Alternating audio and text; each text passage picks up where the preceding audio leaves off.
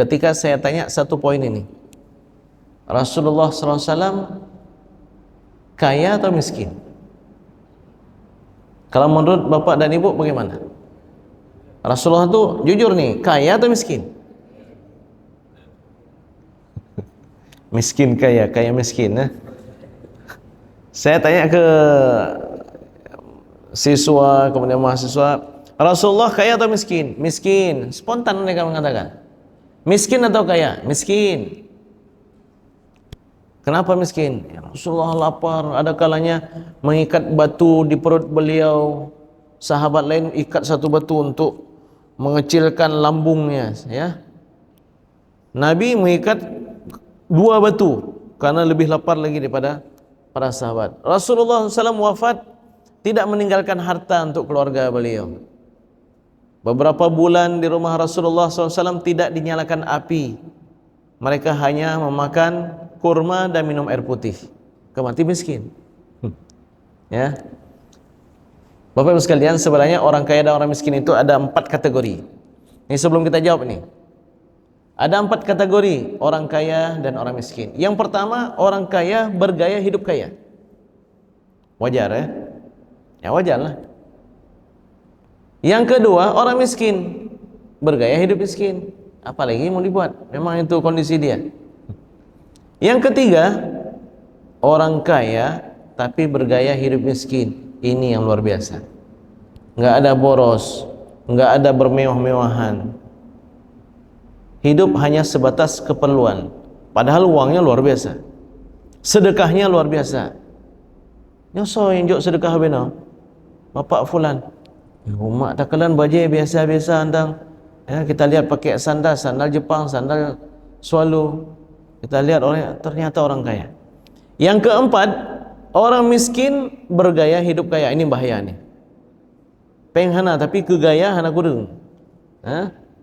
Kalau ada duit, sebelum dia beli makanan, dia beli kacamata hitam dulu. Sebelum untuk kebutuhan anak dan istrinya, untuk biaya sekolah anaknya, dia lebih peduli dengan sepatu kerennya yang sudah 5 bulan dia intai, harganya sekian juta. Ini yang bahaya. Jadi Nabi Muhammad SAW masuk dalam kategori mana? Yang ketiga, kaya tapi bergaya hidup miskin. Baik, sekarang kita akan menyampaikan beberapa fakta tentang kekayaan Nabi SAW. Benar bapak sekalian, Nabi miskin, pernah miskin. Lahir yatim, usia 6 tahun, piatu, tidak punya apa-apa, tapi kemudian diasuh oleh kakek beliau, Abdul Muttalib. Abdul Muttalib ini kaya sekali, sangat kaya. Apa bukti beliau sangat kaya? Dalam kitab Dalailun Nubuwah yang dikarang oleh Imam Al-Baihaqi, ini bukan ngarang-ngarang ya, riwayat dari Imam Al-Baihaqi dalam kitab beliau Dalailun Nubuwah, bahwa Abdul Muttalib ketika mengetahui Muhammad bin Abdullah lahir itu sangat gembira sehingga buat kenduri untuk semua penghuni Mekah. Kalau kita ini Langsa dululah, Langsa Raya, Aceh Tamiang, Kota Langsa, Aceh Timur, semua sini makan kenduri ini. Saya lahir cucu ni datang semua makan sini. Kemudian yang kedua, Abdul Muttalib punya istri 4, anaknya ramai. Jadi anak beliau yang laki-laki aja udah 9. Yang laki-laki aja udah 9. Abdul Muttalib bernazar, ya Allah, kalau lahir lagi anak laki-laki yang ke-10, akan aku sembelih dia sebagai wujud syukurku. Maksudnya mengenang Nabi Ismail atau hal yang lain lah, pemahaman Abdul Muttalib. Ternyata yang ke-10 lahir laki-laki. Uniknya yang laki-laki yang terakhir ini, yang nomor 10 ini, sangat indah rupanya, sangat menyenangkan untuk dilihat. Abdullah, ayah Nabi, orang yang sangat tampan. Jadi Abdul Muttalib berfikir, ini nazar saya sudah saya sebutkan pula, itu bagaimana, apa yang harus saya lakukan? Lalu Abdul Muttalib bertafakur, bertanya dengan beberapa orang ahli kitab di masa itu. Abdul Muttalib menyiapkan tebusan ganti dari sembelih anaknya dengan menyembelih 100 ekor unta. Kan sertuh buah kambing, ya, kan sertuh buah manok. 100 ekor unta. Itu kayanya luar biasa. Tapi hanya 8 tahun. Setelah itu Nabi Muhammad SAW diasuh oleh Abu Talib yang mewarisi kepemimpinan Abdul Muttalib, tapi masalahnya Abu Talib tidak sekaya Abdul Muttalib. Dan Abu Talib punya anak ramai sekali. Yang nanti kemudian kita tahu di antara putra beliau itu Abu Talib, Ali bin Abi Talib. Kenapa Ali bin Abi Talib diasuh oleh Nabi Muhammad? Nabi Muhammad ingin meringankan beban ekonomi dari paman beliau Abu Talib. Itu cerita, makanya Ali bin Abi Talib dari usia kecil 6 tahun sudah dibawa ke rumah beliau bersama Sayyidah Khadijah. Baik, sidang hadirin sekalian yang dimuliakan oleh Allah Subhanahu wa taala. Fakta pertama, Nabi Muhammad ketika menikah dengan Sayyidah Khadijah, berapa mahar yang beliau siapkan? Apakah 10 mayam, 20 mayam, 30 mayam? Yang Rasulullah SAW berikan kepada Sayyidah Khadijah berupa mahar ada 2. Yang pertama 20 ekor unta. Yang kedua perhiasan sebanyak 12,5 uqiyah. 20 ekor unta. Unta itu ada 2 kategori, ada unta untuk dimakan daging dan ada unta untuk kendaraan. Unta untuk kendaraan harganya jauh lebih mahal. Yang untuk daging itu lebih mahal daripada lembu dia, unta itu. Kalau lembu kita bilang 20 juta, maka unta bisa jadi 30 juta. Bapak dan Ibu yang pergi haji itu bisa tahu bahwa harga unta jauh lebih mahal daripada harga lembu. Kalau unta yang bisa dibawa untuk kendaraan, untuk alat transportasi, itu harganya lebih mahal lagi. Nabi SAW sabda, "An-nasu ka'ibili mi'ah." Manusia itu seperti unta yang 100. Qalla an tajida fiha rahilatan. Dalam 100 belum tentu ada satu yang bisa menjadi alat kendaraan tunggangan kita.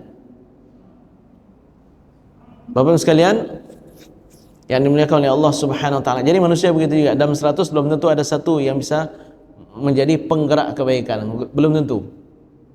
Sebagaimana kata Nabi, 100 unta belum tentu ada satu yang bisa menjadi kendaraan. Kalau yang bisa menjadi kendaraan, mana lebih mahal, kuda dengan unta? Mahal unta. Kalau kita lihat kuda yang ada di beberapa tempat pelatihan ini, unta takengonnya saya dapat informasi harganya 60 juta. Unta takengon. Ya? Kuda takengon. Ya? Unta takengon. Kuda takengon itu harganya 60 juta. Jadi kalau seandainya satu unta itu 60 juta, padahal lebih lagi daripada itu harganya. Kali 20 ekor 60 juta. 10 ekor 600 juta. 20 1,2 miliar. Itu yang diberikan oleh Nabi kepada Sayyidah Khadijah. Udah habis itu semua. 12,5 uqiyah. Satu uqiyah itu 28 gram. Satu uqiyah. Jadi kira-kira 300-an lah. 300-an gram. Kalau dimayamkan, satu mayam kan 3,3 gram ya. Itu saya dapatkan lebih kurang sekitar 100. Ini dia, 350 gram. Dengan mayam itu 100,6 mayam. Ada 0,0606 dan seterusnya. Jadi kalau kita rupiahkan 4 dengan harga sekarang ini kan satu mayam lebih kurang 4.180.000. Berarti kalau kali 106 mayam itu lebih kurang 443 juta. 333.333 rupiah.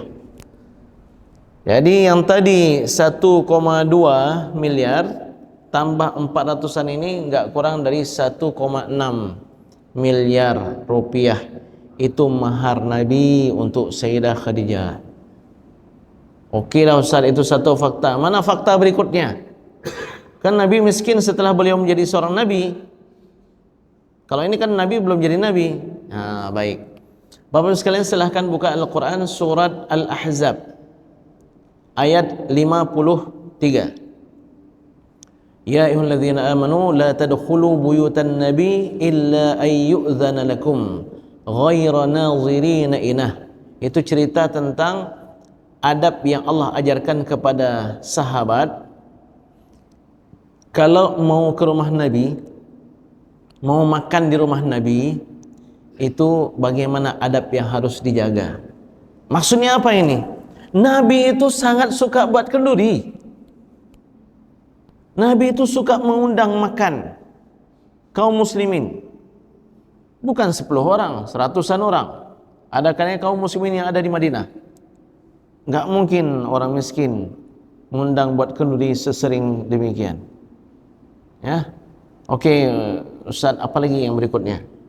Fakta berikutnya. Fakta berikutnya bahwa Nabi SAW ketika berkorban. Kemarin kita berkorban berapa ekor kambing? 1 ekor. 1/7 lembu, berapa harganya? Nabi ketika berkorban berapa ekor kambing? 100 kambing. Ketika berkorban Nabi menyembelih 100 ekor kambing. 63 itu beliau sembelih sendiri, sedangkan sisanya beliau percayakan kepada Sayyidina Ali untuk melanjutkan. Itu fakta yang enggak bisa kita tolak. Kemudian apa fakta berikutnya, Ustaz? Nabi SAW itu orang pemurah, tidak pernah menolak siapapun yang meminta kepada beliau. Siapapun yang minta pasti beliau berikan. Ada kalanya beliau dalam kondisi sedang pas-pasan, beliau akan ajak sahabat tersebut, yuk kita ke pajak. Kamu perlu apa?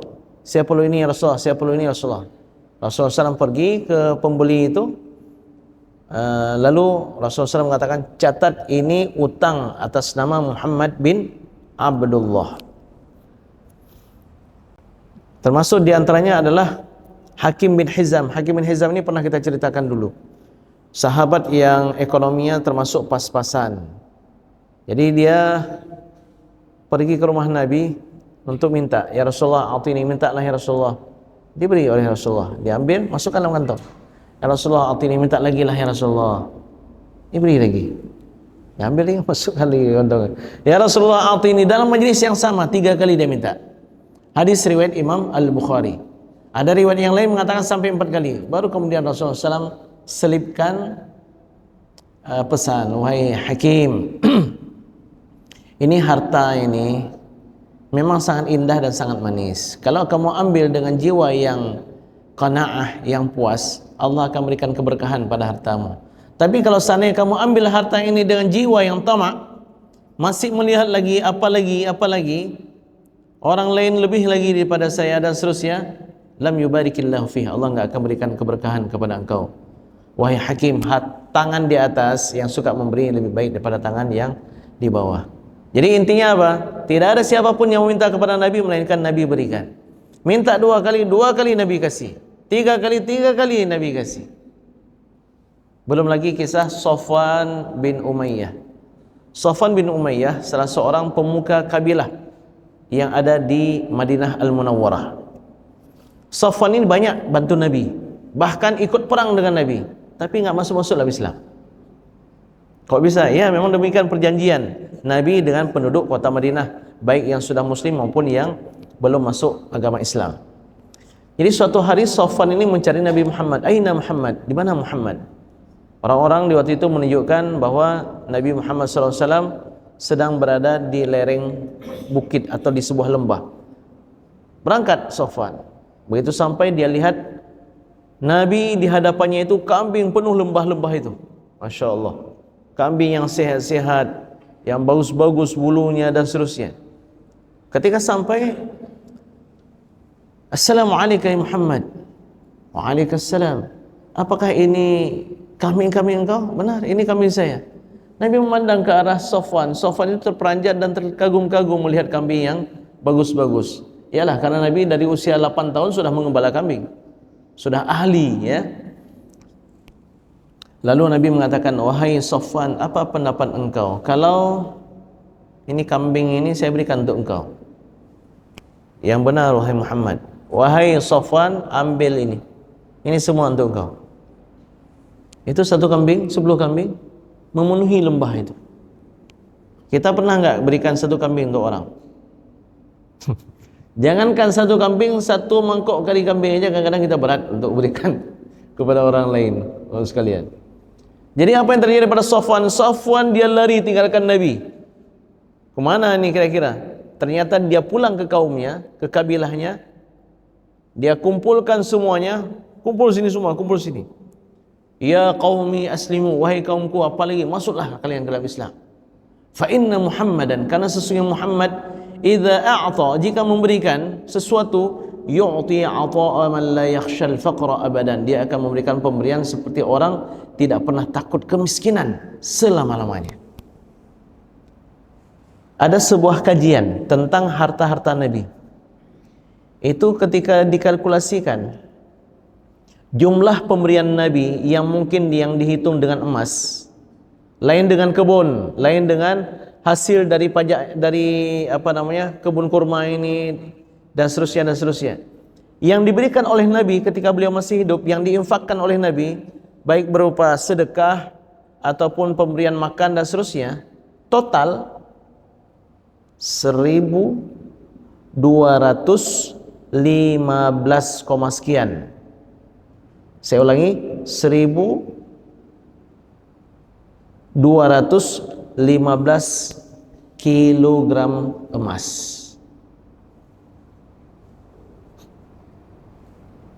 Ya, bukan 10 mayam, 50 mayam. 1.000 kilo tambah 215 kilogram emas. Saya buat hitungan Bapak sekalian. Tadi malam saya buat hitungan. Jadi kalau seandainya kita buat dengan mayam, berapa mayam dapatnya? Saya hitung ya, 1.216 itu dibagi 3,3 itu 405 mayam. Ada koma lagi.